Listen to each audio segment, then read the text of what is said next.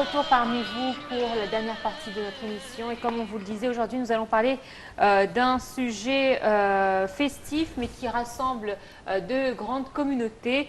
La force de l'Égypte, vous le savez, réside dans l'unité de son tissu national. Musulmans et chrétiens vivent ensemble et que ce soit les fêtes ou dans toutes les circonstances, ils sont unis pour le meilleur et pour le pire. Par exemple, là, nous célébrons chez les musulmans la fête du Grand Bayram, l'Aïd al-Adha, et les chrétiens jeûnent les 15 jours qui sont conclus par la célébration de l'apparition de la Vierge Marie. Et parfois, il y a même des musulmans qui participent à ce jeûne, qui est un jeûne très important. Et donc, pour nous parler justement de cette cohabitation, nous avons le plaisir d'avoir avec nous M. Wael Foued, qui est professeur de linguistique à l'université de Ain Shams. Bonjour. Bonjour. Alors, justement, vous étiez en train de nous parler en off de votre participation à un projet important que vous allez nous expliquer plus en détail, celui du foyer familial. Justement, c'est une association ou un projet. Une association gouvernementale officielle sous la direction du grand imam Ahmed Taïb et sa sainteté le pape Théodore II. C'est fondé il y a à peu près 8 ans. Exactement 9 ans, juste avant la révolution du 25 janvier 2011. Et ça a été tout juste après le grand accident qui a eu lieu en Alexandrie, le bombardement de l'église à Alexandrie le 31 décembre 2010. Donc ça a été pour restaurer le tissu national, pour lutter contre le terrorisme, pour discuter cette idée de quoi faire, comment trouver des solutions nécessaires pour arrêter des actes pareils. Et quelles sont les activités de cette association, surtout en cette période de fête? Rien, parce que ce sont des comités qui travaillent seulement pour le comité de l'éducation et de l'enseignement. On a travaillé sur les programmes dès le cycle primaire jusqu'au cycle secondaire. On a enlevé tout ce qui menace ou bien tout ce qui touche d'une manière fausse pour les deux religions, pour les partisans de chaque religion. Il y a aussi comité de crise, c'est-à-dire on arrête les attaques contre les églises, les discussions concernant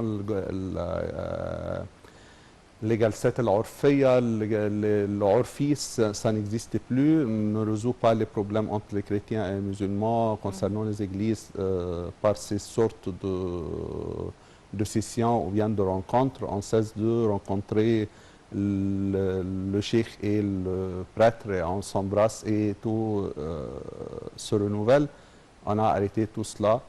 Il y a aussi la citoyenneté est un sujet d'ordre de sécurité nationale. Donc on discute comment faire ou bien comment réunir le peuple chrétien et le peuple musulman dans des activités ensemble, partout dans tout l'Égypte, par ce qu'on appelle des campagnes concernant donner des soins médicaux, aider les églises à se construire. Certains mosquées sont à reconstruire aussi. Il y a des conférences, des réunions, des discussions. Il y a aussi le comité du mass media. C'est pour soulever les problèmes et donner des solutions après de longues discussions entre les chrétiens et les musulmans, parce que ce foyer familial est fondé par des membres dans tous les comités, des membres chrétiens et musulmans. Oui, donc les activités sont à dominante politico-socio. Oui. Il y a des activités culturelles qui se font à côté? On essaye par exemple, on part ensemble dans des excursions religieuses. On visite le Vieux-Caire, le temple, l'église, le mosquée de Amr ibn al-As.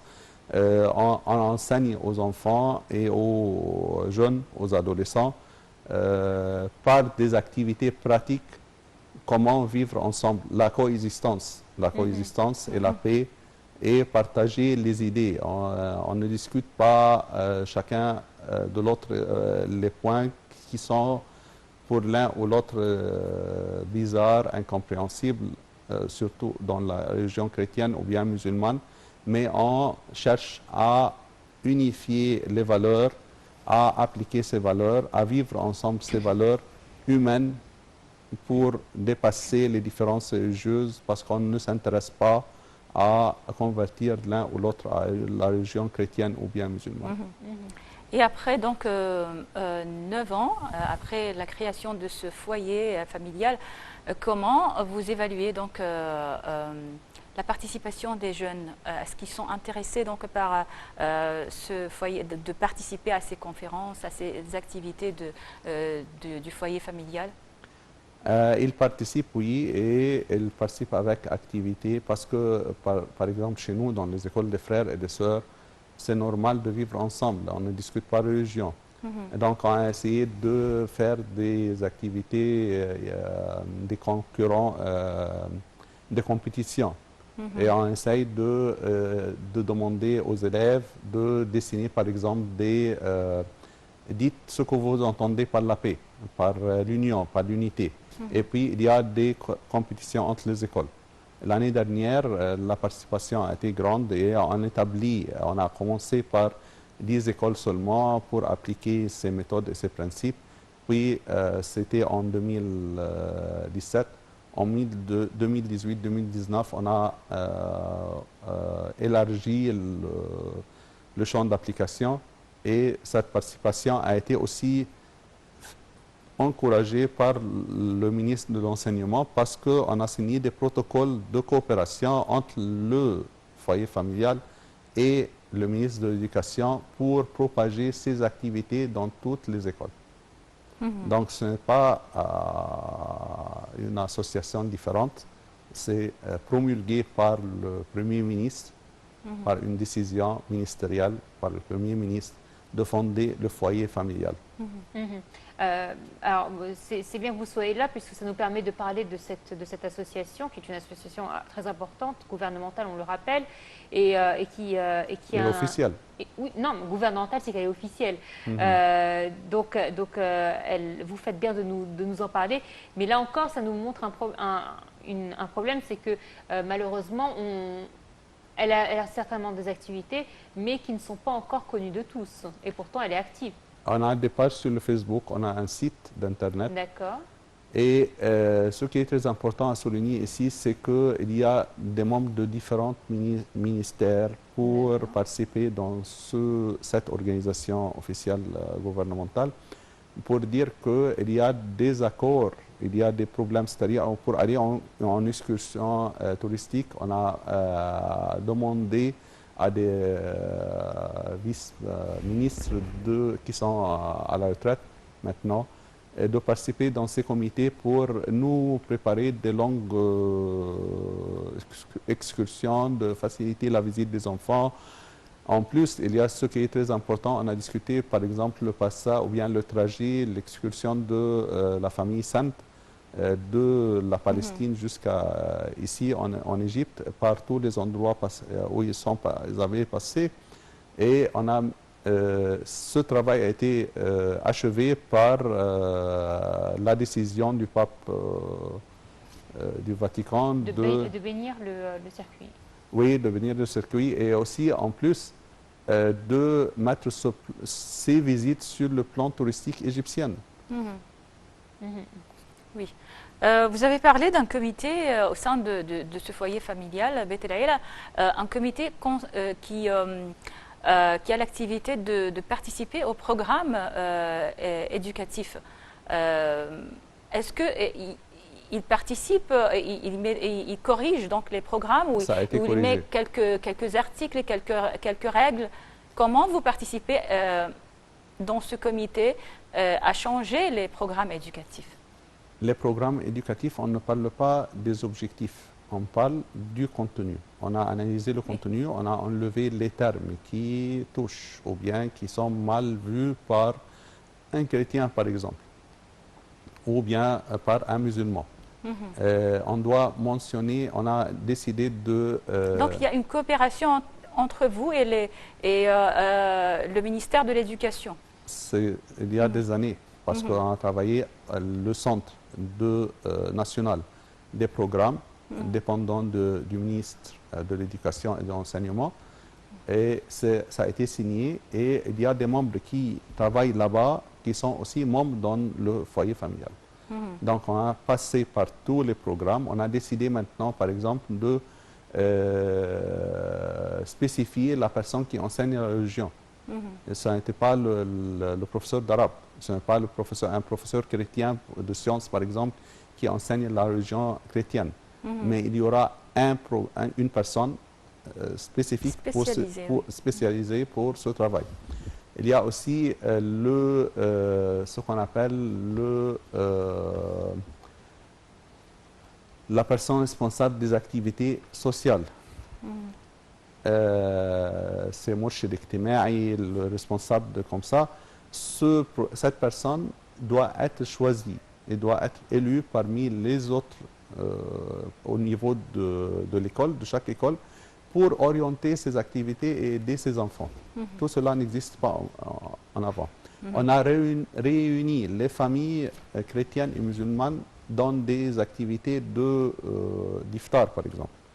On a essayé de reformuler les principes chez les parents qui sont contre la vie et la coexistence avec les chrétiens. On a essayé de faire un club pour les enfants pour travailler ensemble et pour les parents aussi. On a organisé des exposés concernant des tableaux dessinés par les élèves. Il n'y a pas eu aussi des mariages, aider des jeunes à se marier Non, c'est une association bénévole, on ne s'intéresse pas à ce sujet. Ceci dépend des autres organismes. Oui. Et les membres de cette association sont recrutés par qui? Sont des volontariats et ils sont demandés d'après leur CV, d'après leur spécialité. Ce n'est pas un recrutement parce que c'est quelque chose de bénévole, donc c'est un choix. Et puis ensuite, mais qui valide le choix, je veux dire? Le pape Tawadros II et le grand imam. D'accord. Et récemment, au cours du mois de mars, le grand imam et sa sainteté le pape Tawadros II ont reçu chez eux dans leur bureau des élèves de 15 jusqu'à 18 ans. Ils ont passé du temps avec eux et ils ont répondu à leurs questions. D'accord. Et est-ce qu'il y a une sorte de coopération, une sorte d'activité entre le foyer familial et d'autres organismes similaires à l'étranger? Est-ce qu'il y a... Récemment, oui, l'organisation islamique de coopération avec le foyer familial sont en train de travailler et d'organiser une conférence au Liban en partenariat avec les écoles catholiques, les écoles protestantes et les autres confessions chrétiennes au Moyen-Orient, avec les écoles, je dis l'organisation islamique de coopération, donc ça dépend de Cheikh Al-Azhar et aussi dépend du ministre de l'Awaf. Ils sont en train de travailler pour une conférence qui sera donnée le 28 et le 29 septembre prochain à Beyrouth. Et ce n'est pas cette seule participation, parce qu'il y a aussi d'autres organismes connus dans le monde arabe, comme l'organisme de la coexistence et la paix, qui travaille depuis des années à travers le Koweït aussi, qui fonde et bien qui donne qui supportent financièrement ces organisations.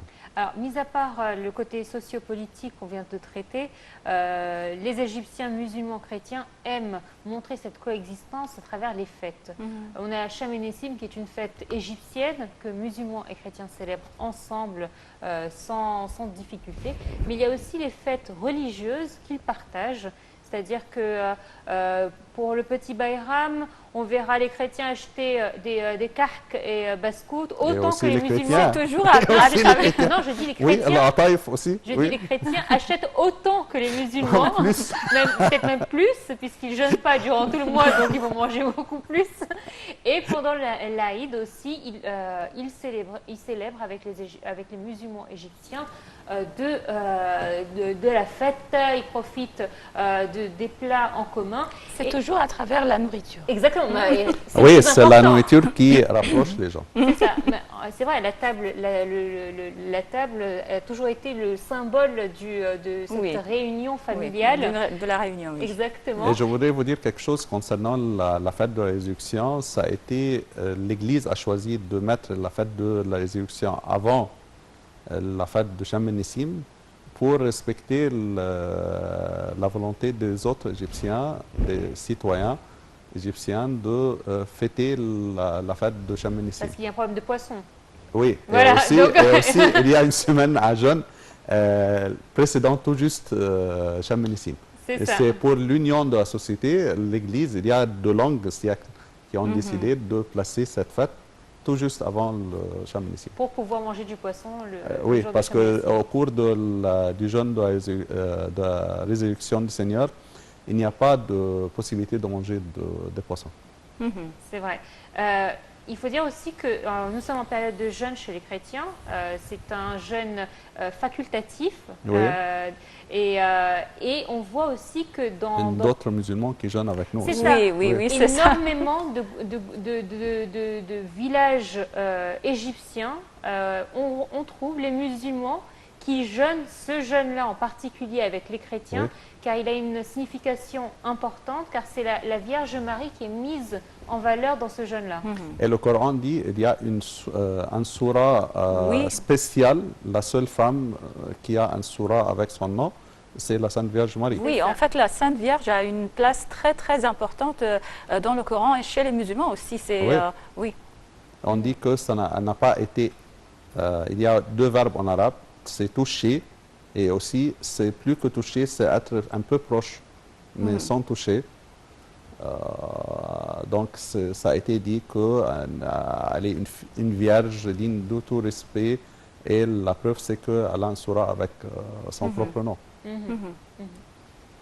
Donc, alors, pour terminer, qu'est-ce qu'il y a de nouveau concernant les activités du foyer familial?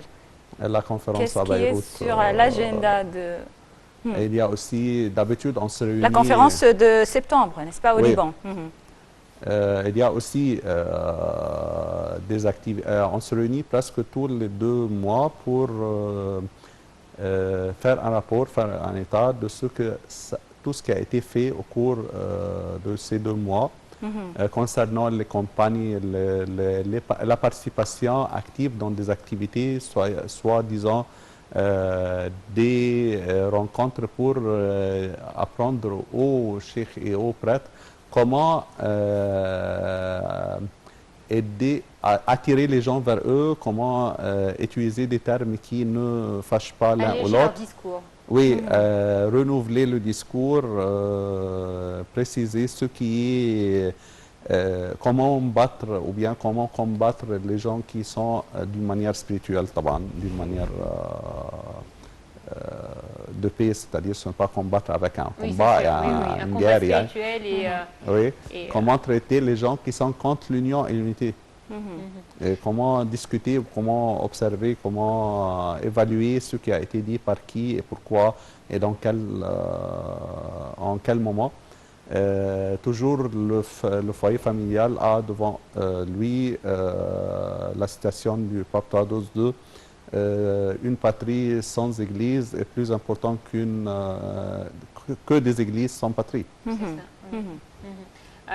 Écoutez, encore une fois, c'est bien que vous soyez là aujourd'hui pour Merci. parler de cette initiative parce qu'effectivement, cette initiative est ancienne puisqu'elle a 9 ans aujourd'hui, mais malheureusement, on va dire que médiatiquement parlé, il y a des priorités parfois qui font que ces choses-là d'une grande importance ne sont pas mises en valeur. Nous espérons que les activités augmenteront parce que c'est une très belle initiative et on espère que vraiment les médias puissent traiter de manière bien approfondie ce sujet-là qui nous concerne puisque musulmans Oui. et chrétiens cohabitent en Égypte depuis des années et des années et je pense que c'est ce qui fait la particularité et la force de l'Égypte. Exactement. On a discuté ce sujet dans plusieurs rencontres officielles. Et j'aimerais vous dire que en Asie, il y a des pays où vivent 300 sectes ensemble sans problème. Oui. Et donc ici, cette discussion entre les chrétiens et les musulmans, ces essais de ne pas garder le tissu national, c'est un plan extérieur des ingérences.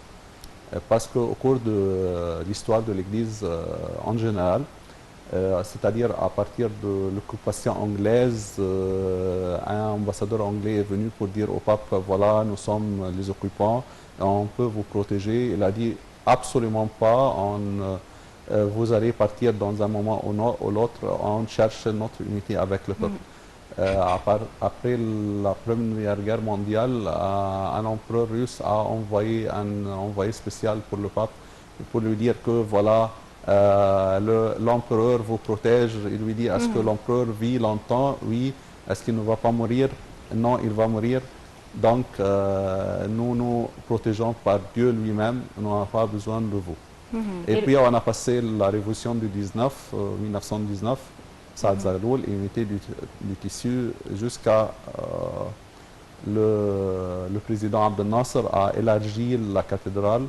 Il a même ordonné de verser une très grande somme. Il a chargé le Muqawwin Arabe, la compagnie de construction, très célèbre en ce temps-là, pour élargir et construire cette grande cathédrale. Et donc, une très longue histoire de coexistence entre on ne parle musulmans. pas de visite officielle du président jusqu'à maintenant. Et c'est à travers donc. Il a dit que je montre au monde entier qu'est-ce que la religion musulmane enseigne envers les chrétiens. Donc ce n'était pas pour des objectifs politiques ou bien pour réunir le peuple ou bien pour la propagande politique. Et c'est justement à travers des organismes comme le foyer familial que on montre au monde la coexistence à travers les activités. Oui, non seulement à travers les images de félicitations de la part du grand imam de Al-Azhar ou de la part du pape Tawadros, mais à travers des activités concrètes. Oui, dans les écoles, on a décidé de travailler avec les étudiants parce que ce sont eux qui vont continuer